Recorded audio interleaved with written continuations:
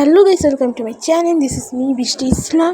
Guys, কোরবানি তো প্রায় চলে আসলো, তাই আজকে আমি আপনাদের জন্য নিয়ে আসলাম মাংসের মশলা, যেটা কিভাবে তৈরি করতে হয় সেটা আমি আপনাদের আজকে দেখাবো। দেখার পর আপনাদের আর বাজার থেকে প্যাকেট কিনে আনতে হবে না। আর এখানে আমি সব রকমের মশলা নিয়েছি। আর আমি এখানে জায়ফলটা, দারচিনি, এলাচটা একটু গুঁড়ো করে নিয়েছি। আর এখানে আমি সব রকমের মশলাই নিয়েছি, গরম মশলার মধ্যে যা যা থাকে। আর এখানে আমি শুকনা মরিচ, তেজপাতা এগুলোও নিয়েছি। আর এখানে আমি কী কী মশলা উপকরণ নিয়েছি সেটা আমি স্ক্রিনে লিখে দিচ্ছি, সেটা আপনারা দেখে নেবেন।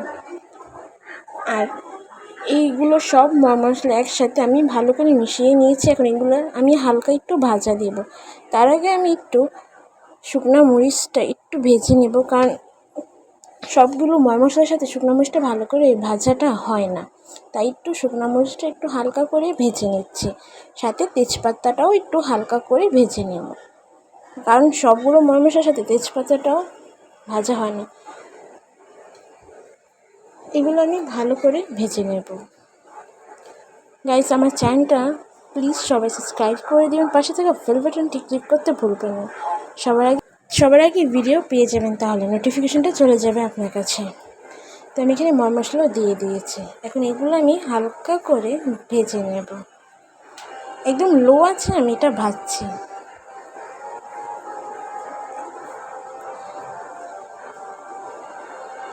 এগুলো আমি ভালো করে ভেজে নিয়েছি। এখন আমি এটা ব্লেন্ডারের জারে গুঁড়ো করে নেব। আপনার চাইলে পাতাপোতো দিয়েও বেটে নিতে পারেন, কিন্তু আমি এখানে ব্লেন্ডার ইউজ করছি। আপনারা এই মশলাটা বছর ভরে ঘরে রেখে খেতে পারবেন, কোনো সমস্যা নেই। আমি প্রায় ঘরে এই মশলাটা তৈরি করি। আর আজকে করছি কারণ কোরবানিটা প্রায় চলে এসেছে, তাই কোরবানিদের আগে এটা করে নিচ্ছি। কোরবানিতে ঝামেলা হবে না, আপনারাও এটা ঘরে তৈরি করে নিতে পারবেন, বাজার থেকে না কিনে এনে ঘরেই তৈরি করে ফেলুন। এটা আমি ভালো করে এখন ব্লেন্ডার করে নেব। একদম দেখতে বাজারের মতো হবে, আর ঘ্রাণটা একদম বাজার থেকে ভালো আসবে, কারণ এটা ঘরে ভেজাল মুক্ত, বিশুদ্ধ। আমার এটা ব্লেন্ডার হয়ে গেছে, দেখুন এটা ফাইনাল লুকটা। এটার ঘ্রাণটা অনেকটাই ভালো বাজারের মশলার থেকে। গাইস, ঘরে এটা বছর ভরে রেখে খেতে পারবেন। আল্লাহ হাফেজ।